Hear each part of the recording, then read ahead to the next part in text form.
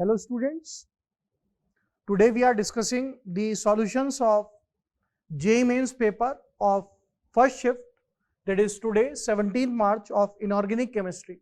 Inorganic chemistry में students क्या क्या question 17 March that is today first shift में जो पूछे गए, memory based paper है अपना ये, तो memory based जो भी students से अपने को questions मिले वो अपन जो है देखते हैं. What are the questions? तो first of all we will see the questions. First of all पहला क्वेश्चन है which of the following is not a Lewis base. ये केमिकल बॉन्डिंग का भी अपन आप बोल सकते हैं क्वेश्चन है बेसिकली, या simple Lewis acid base character है. अपन सभी जानते हैं NF3 की बात करते हैं तो नाइट्रोजन पे lone pair of electrons present है, और अगर हमारे पास lone pair of electrons present है नाइट्रोजन पे, तो सेंट्रल एटम पर अगर lone pair of electrons present है तो definitely it will act as a Lewis base.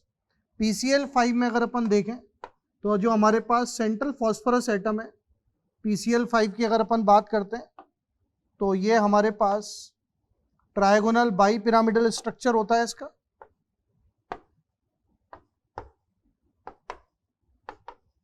और अगर हमारे पास ट्रायगोनल बाई पिरामिडल स्ट्रक्चर है इसका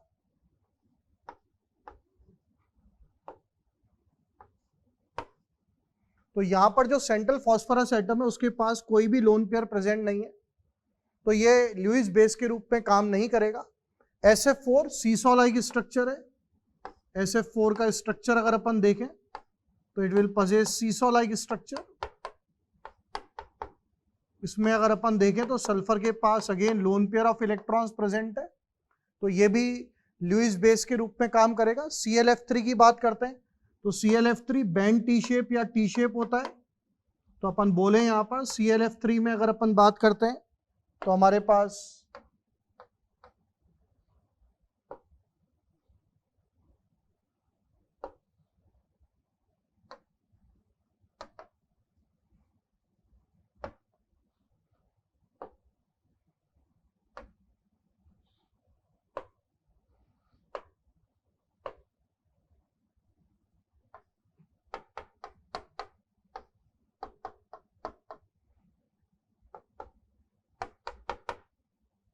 ClF3 में अगर अपन बात करें तो हमारे पास यहाँ पर ये टी शेप स्ट्रक्चर है. यहाँ पर भी अगर अपन देखें तो क्लोरीन के पास दो लोन पेयर हैं, तो अगर सेंट्रल एटम पे lone pair of electrons present होगा तो वो ल्यूइस बेस है. PCl5 में central atom that is phosphorus पे कोई भी लोन पेयर नहीं है, तो ये ल्यूइस बेस के रूप में काम नहीं करेगा. तो हमारे पास जो आंसर है वो कौन सा हो गया? सेकेंड वाला हो गया. अगले क्वेश्चन की तरफ मूव करते हैं अपन. बहुत ही सिंपल क्वेश्चन है पीरियोडिक टेबल का. इलेक्ट्रॉन गेन एंथैल्पी पूछी है हेलोजन्स की. पूरी पीरियोडिक टेबल में हाईएस्ट क्लोरीन की होती है, उसके बाद ब्रोमीन की. फ्लोरीन की इलेक्ट्रॉन गेन एंथैल्पी कम हो जाती है क्योंकि फ्लोरीन का साइज छोटा होता है, तो उसमें magnitude of inter electronic repulsions के कारण आने वाला इलेक्ट्रॉन इजीली 2p ऑर्बिटल में एंटर नहीं हो पाता, तो उसकी इलेक्ट्रॉन गेन एंथैल्पी की वैल्यू डिक्रीज हो जाती है. And then iodine. तो हमारे पास जो आंसर है वो फोर्थ हो गया. Chlorine, then bromine, then fluorine, and then iodine. It is one of the most basic questions of periodic table. Order of electron gain enthalpy in case of group 17th और halogen family members. उसके बाद अगले question की तरफ move करते हैं अपन. अगला question है हमारे पास. Central atom of a molecular species is having 3 sigma bond pair and 2 lone pairs. Predict the shape of the molecular species. अगर हमारे पास 3 सिग्मा बॉन्ड के इलेक्ट्रॉन सिग्मा बॉन्ड पेयर्स हैं और 2 लोन पेयर से, तो हमारे पास बैंड टी शेप या सिंपल टी शेप मॉलिक्यूल आ जाएगा with state of hybridisation sp3d. जैसे कि अभी अपन ने देखा ClF3, तो हमारे पास टी शेप या बैंड टी शेप हो जाएगा. बाकी जो ऑप्शंस हैं वो उसके बारे में मेमोरी बेस्ड है, तो बाकी ऑप्शंस के बारे में अपने को पता नहीं है, तो अपन ये बोल सकते हैं कि अगर हमारे पास 3 सिग्मा बॉन्ड पेयर और 2 लोन पेयर ऑफ इलेक्ट्रॉन्स हैं, तो according to valence shell electron pair repulsion theory इसमें हमारे पास टी शेप या एक्चुअल बैंड टी शेप आ जाएगा, क्योंकि ये जो लोन पेयर्स प्रेजेंट है इक्वेटोरियल पोजीशन पे ये रिपेल करेंगे, तो एग्जैक्ट टी नहीं बनेगा बल्कि बैंड टी शेप आ जाएगा. अगले क्वेश्चन की ओर मूव करते हैं. आयोनिक कंडक्टिविटी का ऑर्डर पूछा है. एल्कली एल्कली मेटल्स का, एल्कली मेटल आयंस का एक्वस मीडियम में अगर अपन बात करते हैं तो अपन जानते हैं जैसे जैसे हाइड्रेशन डिक्रीज होता है वैसे वैसे आयोनिक मोबिलिटी जो है वो बढ़ती जाती है या कंडक्टिविटी बढ़ती जाती है। अगर अपन हाइड्रेशन के ऑर्डर की बात करते हैं तो सबसे ज्यादा हाइड्रेशन होता है Li पॉजिटिव का, उसके बाद Na पॉजिटिव का, एक्वस मींस वाटर, उसके बाद K पॉजिटिव का, उसके बाद Rb पॉजिटिव का, और फिर लास्ट में हमारे पास हो गया सीजियम पॉजिटिव का। ये हमारे पास अगर आप देखिएगा तो ये हमारे पास ऑर्डर ऑफ हाइड्रेशन हो गया। It is the order of hydration of ions. इसका मतलब सबसे ज्यादा हाइड्रेशन किसका होगा? Li पॉजिटिव का। अगर अपन हाइड्रेशन का जस्ट उल्टा कर देंगे तो अपने को किसका ऑर्डर आ जाएगा? आयोनिक मोबिलिटी का। तो हमारे पास अगर अपन बात करें तो ये तो ऑर्डर हो गया हाइड्रेशन का, सबसे ज्यादा हाइड्रेशन होगा Li पॉजिटिव का। तो जस्ट अगर अपन इसका उल्टा कर देंगे तो अपन जानते हैं आयोनिक मोबिलिटी और conductivity it is inversely proportional to extent of hydration of the ions. तो जस्ट अगर अपन उल्टा करेंगे तो सबसे ज्यादा एक्वस मीडियम में जो मोबिलिटी होगी या कंडक्टिविटी होगी वो सीजियम आयन की होगी, फिर रुबिडियम, फिर पोटेशियम, फिर सोडियम और फिर लिथियम। कुल मिलाकर एक्सटेंट ऑफ हाइड्रेशन या ऑर्डर ऑफ हाइड्रेशन का जस्ट अपन उल्टा ऑर्डर कर देंगे तो that will give us the order of ionic conductivity और मोबिलिटी। सबसे ज्यादा कंडक्टिविटी होगी सीजियम पॉजिटिव की, सबसे ज्यादा कंडक्टिविटी होगी सीजियम पॉजिटिव की, सबसे कम हो जाएगी Li पॉजिटिव की। Simple question, it is asked from S block elements of class 11। अगले क्वेश्चन की ओर मूव ऑन करते हैं अपन। अगला क्वेश्चन एनवायरमेंटल केमिस्ट्री का, बराबर क्वेश्चन आ रहे हैं। रिड्यूसिंग स्मॉग अपन जानते हैं क्लासिकल स्मॉग,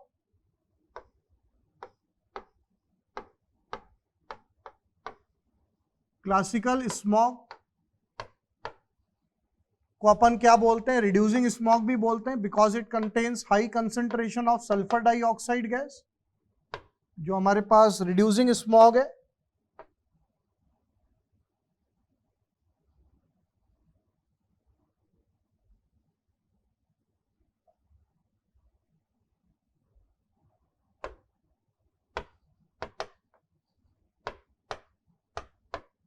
क्लासिकल स्मॉग या रिड्यूसिंग स्मॉग, इसके अंदर हमारे पास हाई कंसेंट्रेशन है किसका? सल्फर डाइऑक्साइड का।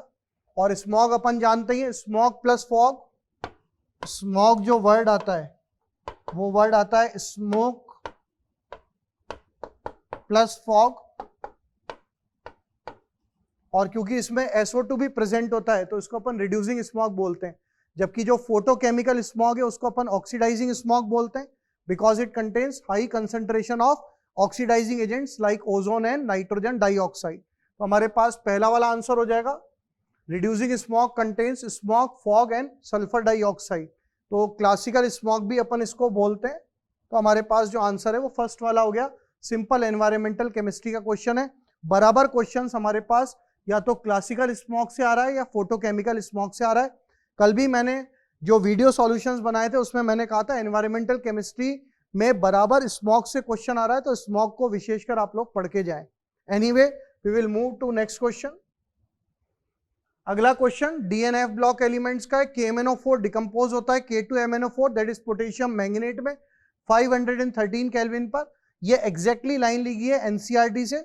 जो KMnO4 होता है पोटेशियम पर मैंगनेट KMnO4, ये डिकम्पोज हो जाता है पोटेशियम मैंगनेट में K2MnO4 में plus manganese dioxide MnO2 plus oxygen gas liberate करता है क्योंकि यह डेफिनेटली हमारे पास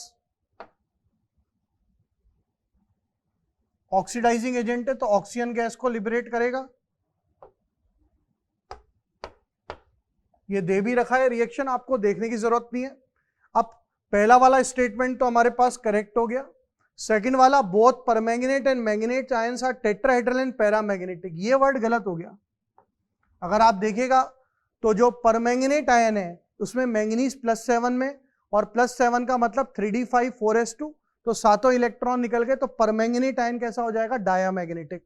तो अगर अपन बात करते हैं कि हमारे पास अगर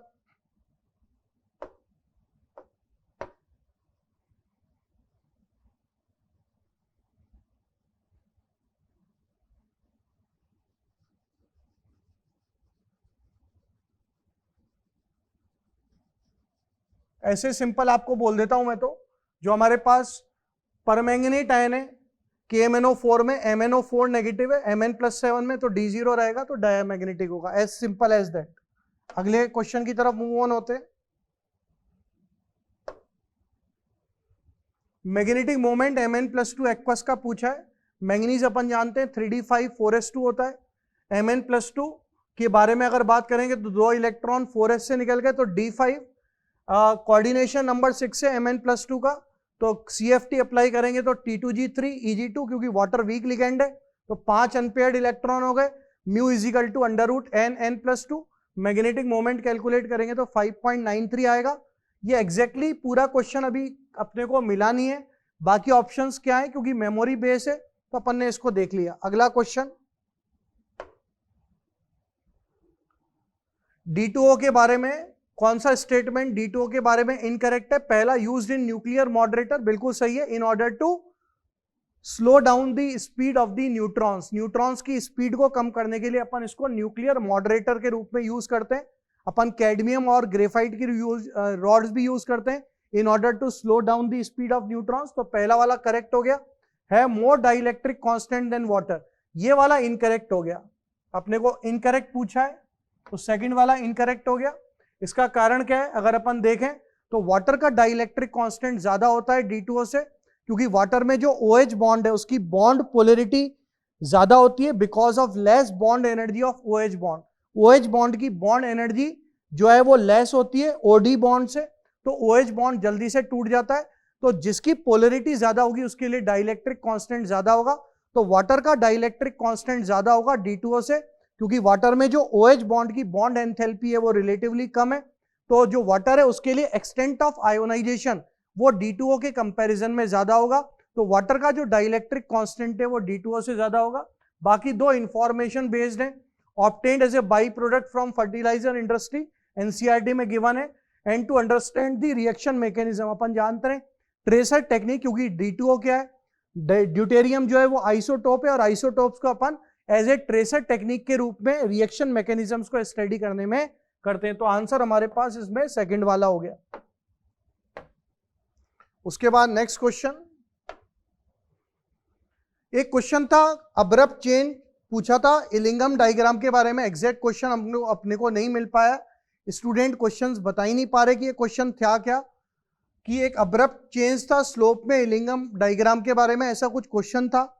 तो स्टूडेंट्स कह रहे हैं कि एक फेज चेंज के बारे में था,